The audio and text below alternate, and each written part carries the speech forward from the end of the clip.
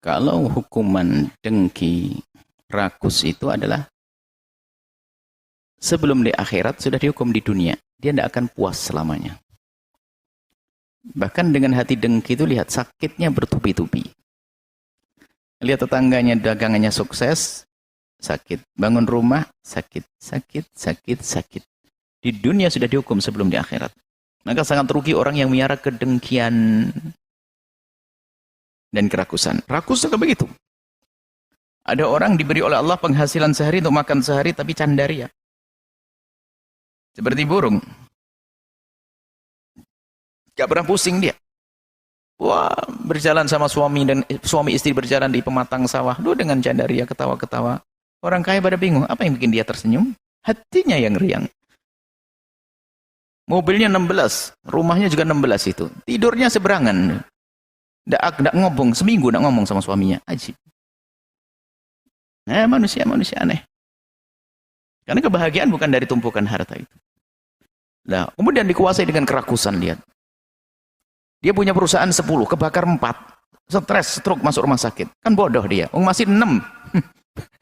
Masih 6. Cuman begitulah. Karena rakus akan tersiksa di dunia sebelum di akhirat. Spot jantung itu langsung jatuh sakit itu gara-gara perusahaannya hancur satu tuh. Padahal yang lain masih hidup. Kebodohan. Punya duit 500 juta, hilang 400 juta. Stres. Oh iya, masuk rumah sakit. Ya, nasib buruk dia. Masih ada berapa? 100 juta. Cuman dia lupa masih ada tinggal. Begitulah karena sudah dikuasai dengan kerakusan, capek. Kata Nabi, kalaupun dia dikasih 1 lembah emas dia tidak akan cukup. Minta yang kedua. Kalau sudah kasih 2, minta yang ketiga. Terakhir kapan? Mulutnya kasih tanah baru diam, mati baru diam. Itu orang rakus. Dan kalau sudah rakus itu adalah madibani ja'iani, lebih serem daripada 2 serigala. 2 serigala lapar yang dilepas. Tersiksanya dia. Jahatnya dia. Serigala itu sudah jahat kalau ketemu domba.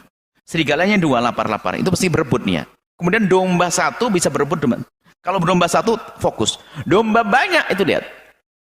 Serigala itu kalau dilepas 2 serigala di domba yang banyak, itu dia lagi makan domba, karena dia rakus, melihat temannya makan tuh dilepas, dirubur lagi, rebut, habis dombanya.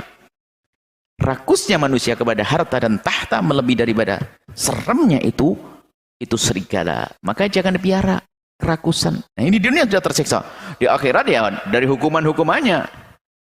Kalau rakus di dalam hati, kemudian rakus di dalam hati, ngedengki di dalam hati, tidak sampai melakukan sesuatu zahir, dia hanya tersiksa di dunia saja. Misalnya apa? Dia ngedengki sama tetangganya. Tapi dia ditahan, dia mencaci, tidak ngolok, tidak, dia ngedengki, tidak menyakitkan, tidak menghancurkan bisnisnya. Bahkan mungkin saya ngedengki, tapi saya mending saya tolong aja deh. Tapi saya ngedengki. Nah, ini justru jihad. Dia orang ini mulia. Ngedengki tapi tidak dilahirkan dalam bentuk perilakunya, ada di hati. Maka dia mujahadah. Memerangi. Sebab kedengkian murah dari hati, yang dosa bukan dari sini. Dari sini kalau dia mengingkari, jihad namanya. Siapa yang nggak punya dengki? Ayo. Siapa yang nggak punya sombong? Siapa yang nggak punya dendam? Kita disinggung, dimarahi sama orang yang marah. Ada orang buat dolim kita, mencaci, menfitnah kita marah. Manusia kita. Cuman kehebatan kita adalah kita meredam. Ada dendam. Tapi ingat, semua selagi masih di dalam hati, Allah tidak akan menghukumnya. Justru jihad. Dia paling gedengki. Tetanggaku sukses lagi. Anaknya tanya, bah itu sukses? Iya, doain nak semoga baik. Padahal dia sakit ngomong begitu, tapi terus sampai mati dia selamat dia. Justru dia adalah orang yang memerangi hawa nafsunya. Nah, baru nanti akan menjadi dosa kalau dengki sudah keluar dalam bentuk lesan, fitnah, ngomong sana ngomong. Hukumannya ahli fitnah, hukumannya menggonjeng di neraka. Ini yang pertama. Yang kedua adalah menilai orang dengki itu juga kadang-kadang bisa muncul dari seorang yang dengki. Waspada, Anda bertanya bagus sekali. Akan tapi kami selalu menjawab dari 2 sisi. Jika orang kaya itu dengki, hendaknya berhenti. Tapi kadang-kadang kita yang fakir ini mendengki. Sehingga apapun yang dilakukan seorang kaya seolah-olah itu menggeser kita. Misalnya tadi dikatakan bisa jadi yang Anda katakan adalah benar, bisa saja Anda yang salah. Karena ini namanya majelis untuk belajar. Karena orang kaya itu mengembangkan ekonominya sah dia.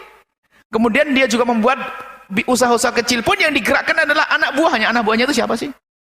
Ya mungkin ya orang bersama dengan dia. Artinya bisa jadi dia adalah orang yang sangat baik, ingin mengembangkan ekonomi masyarakat.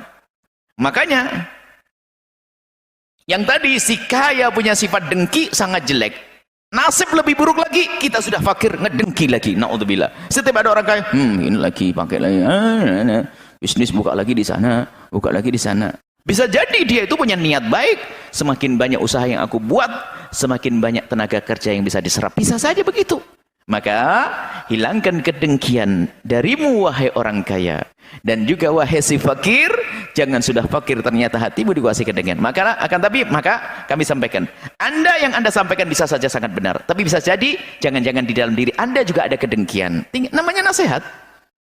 Anda memandang orang sukses, Anda tidak senang. Bisa jadi begitu. Dan bisa jadi orang sukses itu memang hati yang nggak benar. Yang jelas, baik dia ataupun Anda harus baik-baik hati semuanya. Yang kaya itu kalau ingin mengembangkan bisnisnya harus niat yang benar. Dan harus memperhatikan jangan sampai ada orang-orang kecil yang tergiles atau tergusur dan sebagainya. Bahkan kalau bisa malah mengembangkan ekonominya orang-orang kecil.